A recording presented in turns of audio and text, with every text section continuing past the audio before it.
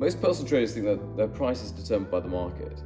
So they nearly all start out by charging the same sort of prices that everyone does in the local area, what their gym suggests, or even what their family and friends think is very reasonable. And whilst that sounds about right, it's actually what keeps them underpaid for the majority of their career. So the question isn't what should I charge as a personal trainer? The question should really be what determines the price and why is it that price has kept me underpaid for so long? Hello there, my name is George Molyneux and I work with personal trainers and helping them make practical business decisions that help them make more money. So where does this belief come from? Now, early on, personal trainers are taught to look at other trainers within a similar niche, with a similar experience level, or even within a similar geography. So maybe a trainer who is, they've been training for a year, they work with bodybuilders, and they live and they work in central London, for example. You could apply that to New York, San Francisco, wherever you may lay your hat, and they also get told, especially at the beginning, start on the lower end and work your way up later. And surprisingly, this is even what most certifications even teach when it comes to pricing strategy. And it is completely and utterly incorrect. And of course, it sounds correct, and it's because it sounds logical. And here's why it sounds correct: because clients are price sensitive. You don't want to scare people away, and also you as a trainer, you're still building your levels of confidence during those early stages. So you need those repetitions, you need the experience, and you need to understand how to coach people.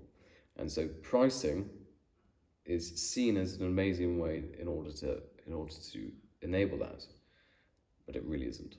The matching the market feels like the safe option, but all you're doing is you're undermining yourself and causing much longer term damage.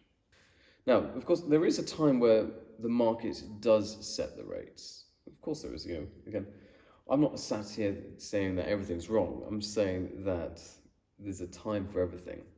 But the time for this, so the time for when the market does determine your rates, is that when you're fully booked and everyone's trying to compete to work with you and get trained by you, and that's telling you one thing, red in big flashing lights, you're underpricing yourself. So by upping your price, it starts to whittle people out, and away you go. But for most personal trainers, they're not there. They actually have anywhere from sort of 3 to 5 hours per day where they could be working and are not currently. So let's put this into some math if you're on the other side of the pond. Now let's say you're a brand new trainer and you're going to charge $50 for a session. I know. Don't go too crazy. And you're not fully booked yet, so you're doing maybe, let's say, 10 sessions a week. That's $500 a week, and it's $2,000 a month. And so that's your current ceiling, and that's before any costs have been paid. But the real cost is actually much more long term. So yes, you're earning $2,000 a month. That's something that might sound good initially, but again, that's before costs. But the actual costs are much more of the long term impact here. So obviously at a lower price point, you need more people. You need to take on anyone who says yes. These people are therefore going to be lower committal. Cancellations are going to start to creep in, and people are going to start dropping off early.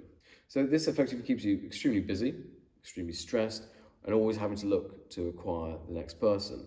You never feel safe as a trainer. You always feel like you're on the ropes.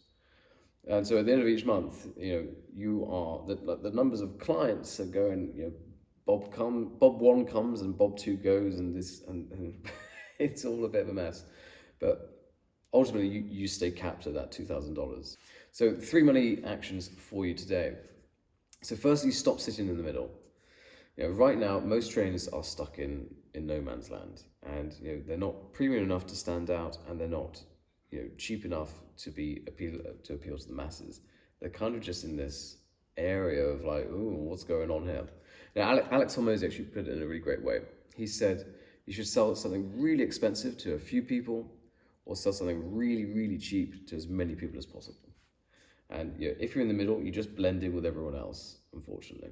Number 2, understand that price sensitivity, which we spoke about earlier, that's something which goes both ways. Now, there's an assumption that when we say price sensitivity, people just want something cheaper. However, that's only half true. Higher prices also indicate that you're a serious trainer, that you're competent and you're someone worth committing to. So if you price at $50, people just assume you're low commitment, low structure, and there's a high chance that they're just not even going to bother turning up, is there? But if you price higher, you're building a reputation there that people want to be a part of, and they're the sort of people who will stay. They will do testimonials, and they will refer their friends. Those are the three things that you need more than anything. And finally, raise prices and accept that some people will drop off. It's an inevitability. The people who stay will be the ones you want to keep anyway, and the people who will leave are the ones that you don't want to keep anyway. And if you're a good coach, then as I said, results will improve, testimonials will come, and as will referrals. And that's really the holy trinity, those three, because that gives you the foundation with which your success can compound, and over time you can really start to see that money rolling in, versus being in a weak position where you're constantly at the mercy of the market and at the mercy of people saying yes to you.